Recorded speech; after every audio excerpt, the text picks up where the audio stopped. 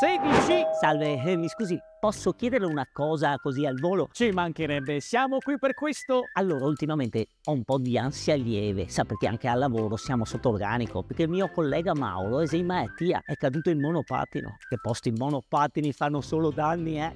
Pensi che mia cognata ha fatto 4 incidenti, anche se forse è un po' colpa sua, perché quella si è fatta così, è del Sagittario. Che poi non ho mai capito cosa vuol dire Sagittario, cos'è, una specie di arciere? Perché non lo chiamano direttamente arciere? Poi siamo anche stressati a casa perché stiamo facendo i lavori, no? Abbiamo preso i mobili nuovi per la cucina. Cioè, mia moglie ha insistito per il grigio topo, anche se misero per il grigio antracite. Ma sono perplesso, Sì, per perché me è una metti che ti entra un topo capricciosa, in cucina, però senza come ti olive, trovi? ok? Sì. Comunque, cosa mi consiglia? Tasi Unfia. Come scusi? Come si permette? Ma che cosa ha capito? Tasi Unfia. Grazie all'estratto di taciturnina riporta la serenità nelle orecchie di chi gli sta a fianco. L'ho convinta? Ma ce l'avete anche in spray? No, perché le compresse possono essere pericolose, eh. Mio cugino una volta ha avuto un colpo di tosse mentre stava ingoiando un confetto Falqui. Gli è rimasto incastrato in gola e adesso parla come Ignazio La Russa.